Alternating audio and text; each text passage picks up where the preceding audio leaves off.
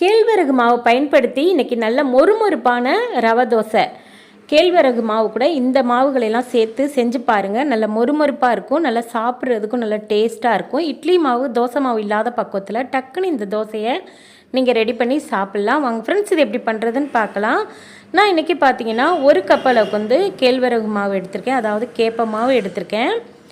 இந்த மாதிரி 1 கப் அளவுக்கு வந்து அளந்து எடுத்துக்கோங்க. அடுத்தடுத்த பொருளும் அதிலேயே அளக்கணும். இப்போது அரிசி மாவு வந்து 1/2 கப் அளவுக்கு வந்து அரிசி மாவு சேர்த்துக்கலாம். இது கூட அடுத்ததாக பார்த்தீங்கன்னா ரவை வந்து சேர்த்துக்கலாம். இது கூட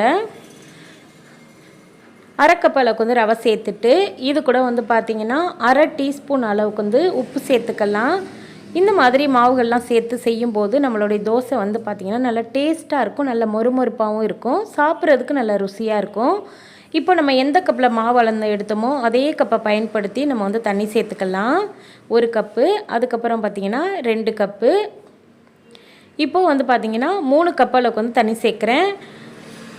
3 கப் அளவுக்கு வந்து தண்ணி சேர்த்துட்டு மாவு வந்து நல்லா கலந்துருங்க. கலந்துட்டு ஒரு 5 நிமிஷத்துக்கு மட்டும் மூடி போட்டு வச்சுருங்க. நம்ம சேர்த்துருக்க ரவை வந்து ஊறி வரணும். ஊறி வந்தால் தான் அந்த தோசை வந்து நல்லாயிருக்கும். 5 நிமிஷத்துக்கு மேலே இதை வந்து ஊற விட்டுற வேண்டாம்.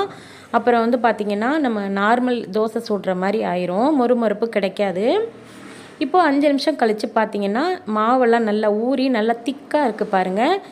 இந்த மாதிரி பதத்துக்கு இருக்குது. இன்னும் நம்ம வந்து 1/2 கப் அளவுக்கு வந்து தண்ணி சேர்க்கணும். மொத்தம் 3/2 கப் அளவுக்கு வந்து தண்ணி தேவைப்படுது. இதில் பொடியாக நறுக்கின வெங்காயம், இஞ்சி, பச்சை மிளகாய் சேர்த்துக்கலாம். இந்த அளவுக்கு சேருங்க, கரெக்டாக இருக்கும்.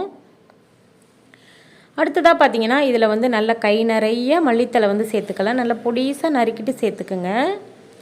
2 கொத்து கருவேப்பிலையும் நல்ல பொடியாக நறுக்கிட்டு சேர்த்துக்கலாம். இது கூட சேர்த்ததுக்கப்புறம் நல்லா கலந்து விடுங்க. இந்த மாதிரி நல்லா கலந்து ஒன்று சேர நல்லா கலந்ததுக்கப்புறம் இதில் வந்து பார்த்திங்கன்னா தண்ணி சேர்க்கணும். 1/2 கப்பு, இந்த பாருங்கள், இப்படி அள்ளி பாருங்கள். இந்த மாதிரி திக்காக இருந்ததுன்னா 1/2 கப்பு அளவுக்கு வந்து தண்ணி தேவைப்படும். தண்ணி சேர்த்துட்டு மறுபடியும் நல்லா கரண்டி வச்சு நல்லா கிண்டி விடுங்க. இப்படி அள்ளி ஊற்றும் போது தண்ணி மாதிரி இருக்கணும், திக்காக இருக்கக்கூடாது. இந்த மாதிரி ஒரு பதத்துக்கு இருக்கணும். அப்போ தான் நம்மளுடைய தோசை வந்து நல்ல மொறுமொறுப்பாக கிடைக்கும். தோசைக்கல்லில் கொஞ்சமாக தண்ணி தெளித்து விட்டு நல்லா இது பண்ணிவிட்டு டம்ளரில் வந்து ஊற்றிக்கங்க. கரண்டியில் ஊற்றுனீங்கன்னா உங்களுக்கு டக்குன்னு வராது. டம்ளரில் இந்த மாவை நல்லா ஊற்றிட்டு இது போல் நல்லா தெளித்து விட்டிங்கன்னா அங்கங்கே ஓட்டையாக இருக்கும். ஓட்டையை வந்து ஃபில் பண்ண வேண்டாம். விருப்பப்பட்டிங்கன்னா நெய், எண்ணெய், நல்லெண்ணெய் எது வேணாலும் சேர்த்துக்கலாம். சேர்க்காமல் கூட இந்த தோசை நல்லா மொறுன்னு வரும். இப்போ பார்த்திங்கன்னா திருப்பியெல்லாம் போடணும்னு அவசியமே இல்லை.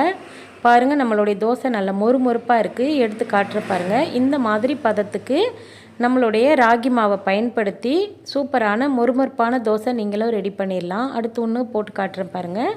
இதே மாதிரி டம்ளரில் ஊற்றிக்கங்க. கரண்டியில் ஊற்றுனீங்கன்னா ஒரே டைமில் ஊற்ற முடியாது. அதனால் டம்ளரில் மாவை கலந்துட்டு ஊற்றி விட்டிங்கன்னா எல்லா மாவும் ஒரே ஈவனாக நமக்கு வந்து நல்லா ஒரே மாதிரி மொறுப்பான தோசை கிடைக்கும். ராகி மாவை பயன்படுத்தி ரவை சேர்த்து அரிசி மாவு சேர்த்து நமக்கு வந்து சூப்பரான தோசை வந்து ரெடி பண்ணிட்டேன். நான் இன்றைக்கி முருங்கைக்காய் போட்டு சாம்பார் வச்சுருந்தேன். கொஞ்சம் தேங்காய் சட்னி கூட தொட்டு சாப்பிட போகிறேன். வாங்க ஃப்ரெண்ட்ஸ், சாப்பிட்லாம்.